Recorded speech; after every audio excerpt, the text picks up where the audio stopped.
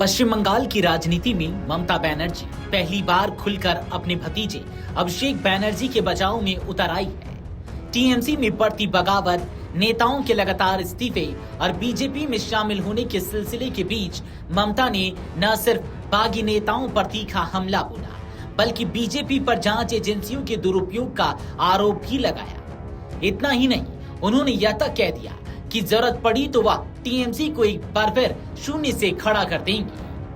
आखिर उन्होंने और क्या कुछ कहा, चलिए आपको बताते हैं इस वीडियो में विस्तार से।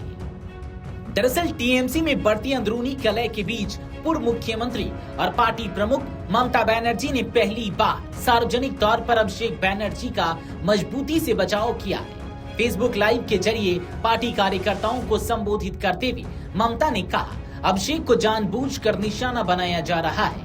उन्होंने दावा किया कि उनके परिवार के कई सदस्यों को जांच एजेंसियों के समन मिले, लेकिन इसके बावजूद अभिषेक ने कभी संघर्ष का रास्ता नहीं छोड़ा।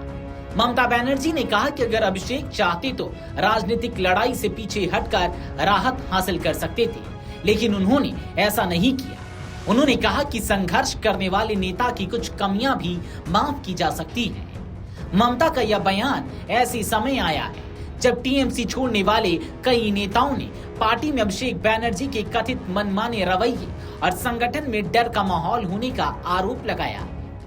बागी नेताओं पर निशाना साधते हुए ममता बनर्जी ने कहा कि वह गद्दारों की ओर से जनता से माफी मांगती हैं। उन्होंने कहा कि उन्होंने अपने राजनीतिक जीवन में कभी अपने अस्तित्व को बचाने के लिए समझौता नहीं किया। ममता ने आरोप लगाया कि जो नेता पार्टी छोड़कर गए हैं, उन्होंने दबाव या निजी हितों के कारण समझौता किया है। उन्होंने कहा कि अगर उन्होंने भी समझौता किया होता तो उन्हें और उनके परिवार को इतनी राजनीतिक प्रताड़ना नहीं झेलनी पड़ती। पूर्व मुख्यमंत्री ने बीजेपी पर भी तीखा हमला बोला। उन्होंने आरोप लगाया कि केंद्र सरकार जांच एजेंसियों और पुलिस का इस्तेमाल विपक्षी नेताओं पर दबाव बनाने के लिए कर रही है। ममता ने दावा किया कि कई नेता डर की वजह से पार्टी छोड़कर बीजेपी में शामिल हुए हैं।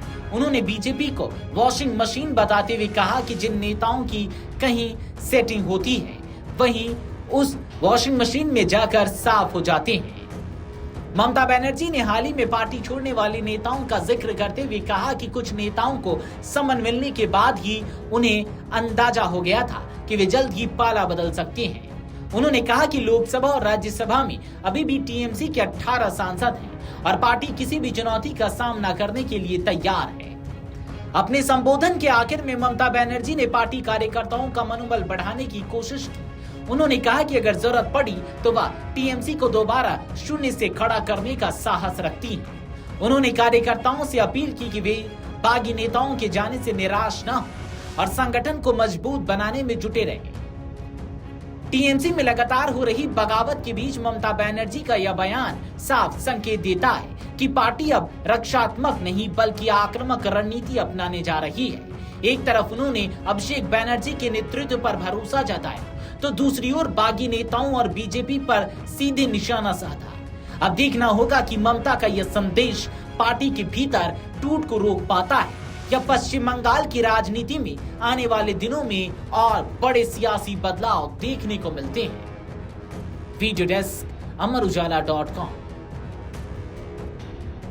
अगर आप ये वीडियो YouTube पर देख रहे हैं तो हमारे चैनल को सब्सक्राइब कर बेल आइकन दबाएं और Facebook पर देख रहे हैं तो हमारे पेज को लाइक करें।